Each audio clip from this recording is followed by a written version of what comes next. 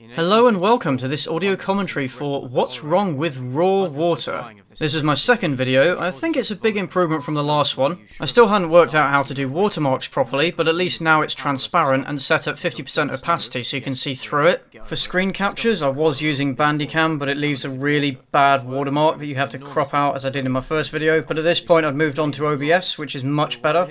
I also hadn't quite worked out how to adjust audio levels properly, so my censored beeps are still a bit too loud. It's kind of painful to listen to, actually.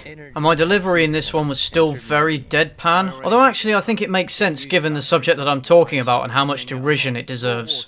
So why raw water? Well, I just stumbled upon it by accident after I did the Tide Pods video and decided, yeah, this is perfect. Again, it's human stupidity at its finest, isn't it?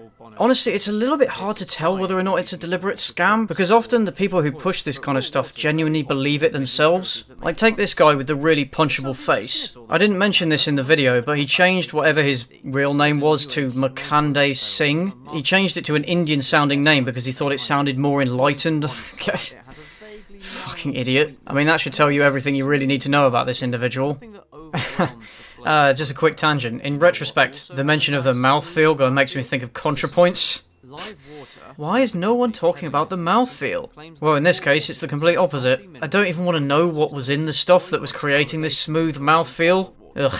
But yeah, like I said, maybe he genuinely buys into this bullcrap. You know, that he's reached some kind of enlightenment that the rest of us haven't, and that raw water is part of this. That he's bought into this fallacy that things that are natural are good for you. It's kind of like Gwyneth Paltrow, like this assumption that just because it exists in nature, and we exist in nature, that anything else that exists in nature is good for us, and that modern science and technology is meddling with the natural order in ways that are unhealthy for us, giving rise to stuff like the paleo diet and things like that, where you only eat the stuff that our, you know, cavemen ancestors would have been able to eat. And clearly some aspects of modern technology and civilization are harmful, like pollution, industrial waste, and the way that we're fucking over the planet in general. But stuff like this is not the solution. Like, the response to the problems of modern civilization is not to throw the baby out with the bathwater, you know, and go back to living a kind of primitive existence. It's all bollocks, man. Like, it's all bollocks, but unfortunately there's always a market for this stuff. And it genuinely amazed me, like, how many people were willing to buy into raw water and spend so much money. Like the guy who made the Juicero, you know, that ridiculously overpriced juicer that you could literally just take the fucking packets of juice and just squirt them into the cup and it was literally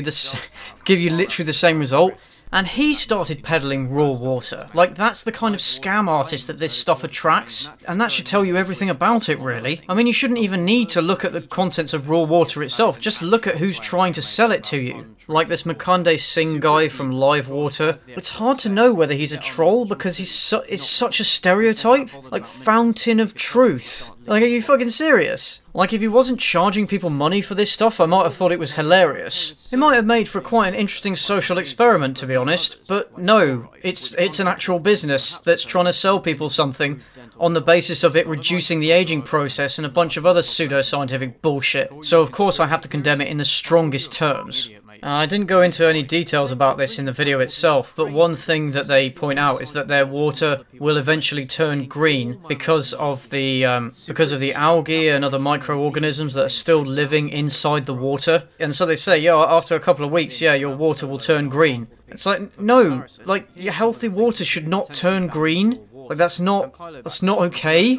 It's like mold on bread. Like, the mold is already present days before you can actually see it because it's grown so large, and eating it at that point is still potentially harmful. Like, drinking water that has that amount of microbes and like algae and stuff is not healthy, but they were almost using it as kind of a selling point that it would turn green. Like, fuck off. And judging by all the stuff I just listed, which to be honest I just found on Wikipedia, I'm not gonna lie, like, why would you take the risk? And here's Luna.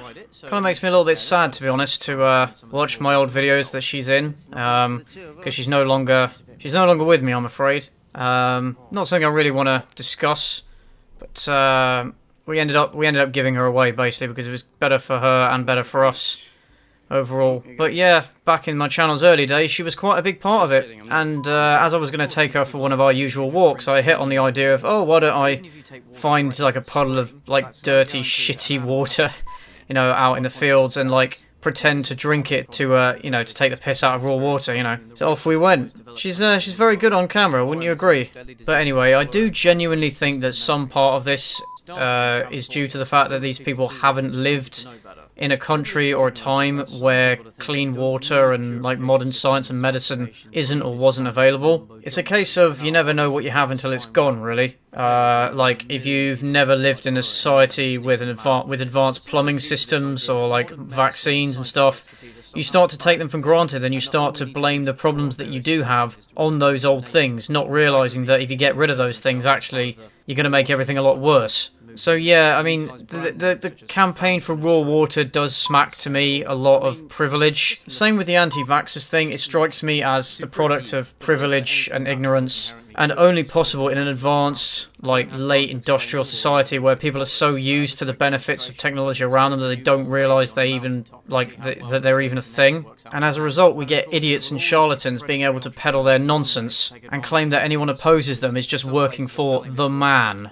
Although, in fairness, as far as I know, nobody has been seriously injured or died because they've been drinking raw water, although I could be wrong about that. But yeah, this video did surprisingly well, considering like at the time I still only had about 30 subscribers or so. It got around...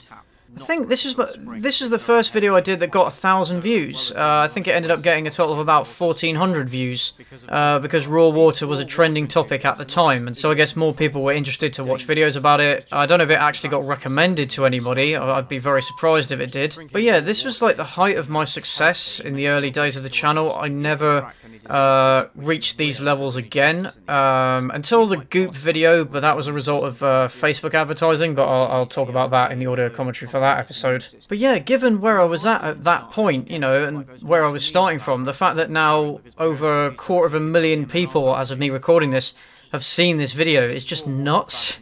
Maybe if I'd known that so many people were going to see it, I'd have made it a lot better. Alright, well I hope you guys enjoyed this audio commentary, and I will see you in the next one.